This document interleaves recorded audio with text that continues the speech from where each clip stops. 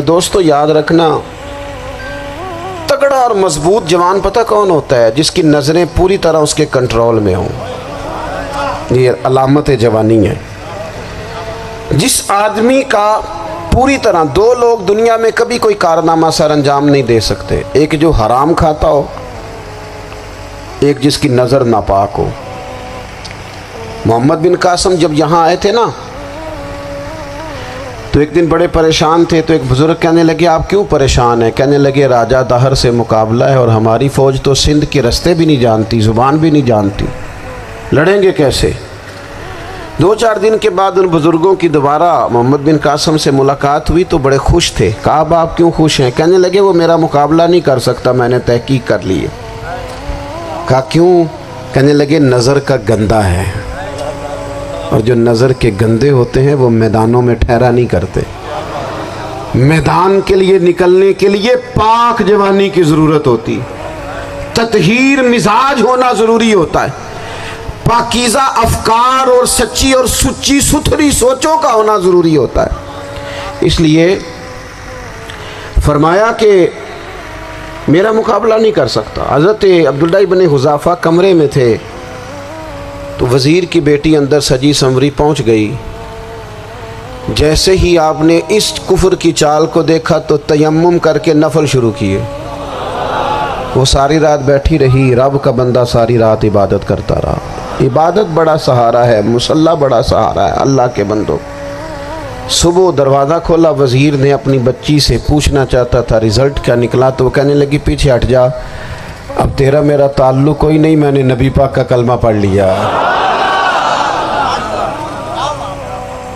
اس نے کہا میں نے بھی زمانہ دیکھا ہے، پر یہ کیا لوگ ہیں، کستوری کے بنے ہوئے، سندل سے دھلے ہوئے، کہ میں ساری رات کمرے میں رہی اور 100 اور 1000 آدمی جس جوان کا مقابلہ نہ کر سکے، اتنا طاقتور جوان کمرے میں رہا اور اسے نظر اٹھا کے نہ دیکھا۔ او کچا رنگ للاری والا جڑا چڑھدا تے لیندا رہندا ہے، اے عشق تیرے دا رنگ محمد چڑھیا پھر نہیں لیندا۔ میں کہا ایک دفعہ نظر اٹھا کے نہیں دیکھا، کمال ہو گئی۔ اتنے بڑے لوگ، اتنی بڑی سعادت مندی، فیروز بختی، معاملہ فہمی، حد ہو گئی۔ اللہ اکبر۔ دوستو بادشاہ جب پوری طرح ہار گیا نا، اس نے کہا مار دو۔ تیل گرم کیا ایک کڑاہی میں، اور جب آپ کو اس میں ڈالنے لگے تو آپ کی آنکھوں میں آنسو آ گئے۔ بادشاہ کا خیال ہوا شاید نرم ہو گئے ہیں، کہنے لگا روئے کیوں؟ فرمانے لگے سوچتا ہوں جان ہی ایک ہے، کتنا مزہ ہے اس کی راہ میں جان دینے کا، کتنی لذت ہے اس کے نام پر مرنے میں، کتنا لطف ہے۔ جے تو چڑھیا اتے دار بھی نہیں، تے جے تو وکیا عشق بازار بھی نہیں، تے ایڈا سستا سودا پیار بھی نہیں، تے ایڈا سستا لبدا یار بھی نہیں۔ کئی جنگل گانے پیندے نہیں، کئی دوزخ لنگنے پیندے نہیں، جے وہ اس ملوں بھی مل جاوے، ایدوں سستا ہور بپار بھی نہیں۔ تے کچھ سمجھ نہ آوے لوکاں نوں وہ کادے نال شہید کرے، ڈٹھی یار دے ہاتھ تلوار بھی نہیں، پر او دا خالی جاندہ وار بھی نہیں۔ کہنے لگے ایک جان ہے نا، تو دل کرتا ہے ہزاروں ہوتی تو ایک ایک کر کے محبوب کے نام پہ قربان کرتا، جب میرے پاس ہے ہی ایک، کروں کیا؟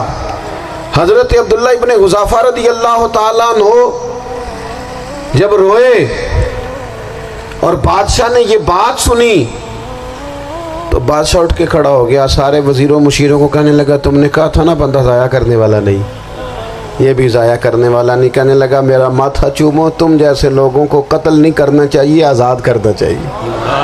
عزیز اپنی زندگی سے نا یہ بہت زیادہ ہرس، ہوس، طمع، اور یہ کسی بات کی بھی ہو، ہرس صرف پیسوں کی نہیں ہوتی ہے، شہرت کی بھی ہوتی ہے،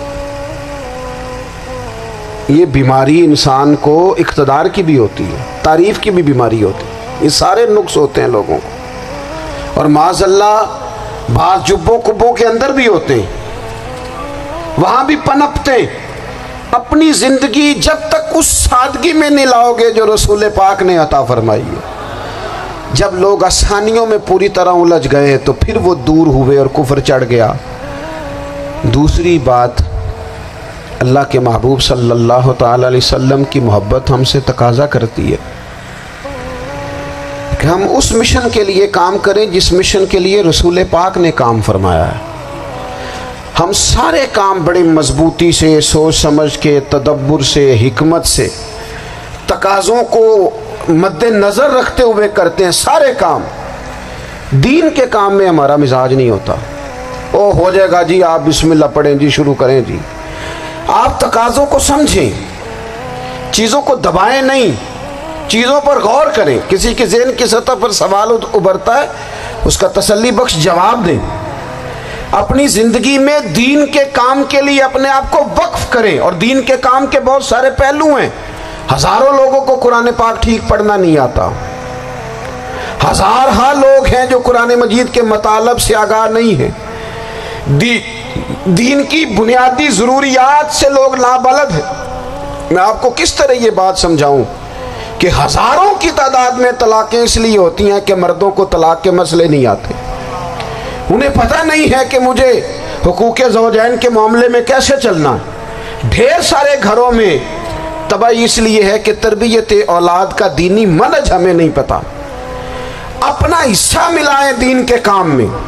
ایک آدمی کو اگر تو نمازی کرنے میں کامیاب ہو گیا، تیری زندگی بدل گئی۔ وہ دین بیزار لوگ جو ہمارے بیچ بیٹھ کے ہماری نوجوان نسل کو پگڑی اور داڑھی کا نام لے کے بنیادی طور پر دین سے دور کرتے، ایسے نوجوانوں کو دین کا پیغام محبت دے کر دین کے قریب کرنا ہماری ڈیوٹیوں کا حصہ ہے۔ ہمیں ذمہ داری کا احساس کرنا پڑے گا، ہمیں یہ خاص قدم اٹھانا پڑے گا، توجہ دینی پڑے گی۔ مساجد، مدارس، میں آپ سے عرض کروں، اتنی ڈٹ کے مخالفت ہوتی ہے نا مدرسوں کی، اتنی ڈٹ کے۔ میں ادارہ چلاتا ہوں، اس کے چلانے میں جو مشکلات ہیں وہ تو ہم بتا نہیں سکتے آپ کو، اس لیے کہ میری قوم، میرا اس قوم سے تعلق ہے جو نعت خواں امیر کرنا چاہتی ہے، مدرسے نہیں۔ ہاں، نقیب خطیب پیدا کرنا چاہتی ہے، شعر و شاعری کی زندگی کو پروان چڑھانا چاہتی ہے۔ فقط ہمارا ان لوگوں سے تعلق ہے جو لاکھوں کروڑوں روپیہ محافل پہ لگائیں گے، اور قاری صاحب بیچارے اگر مسجد کا کوئی ہونے والا کام کسی وقت بتا دیں گے تو وہ بڑی مشکل آ جائے گی ان کے لیے۔ یہ کیسے ہو سکتا ہے، آپ نے یہ ڈیوٹی بتا دی؟ مدارس اور جتنا اہم رول دین کو پھیلانے میں مدارس اسلامیہ کا ہے، اتنی زبردست، لوگوں کا خیال ہوتا ہے میری طرح کے لوگ شاید کام کرتے ہیں، ڈیوٹی کرتے ہیں۔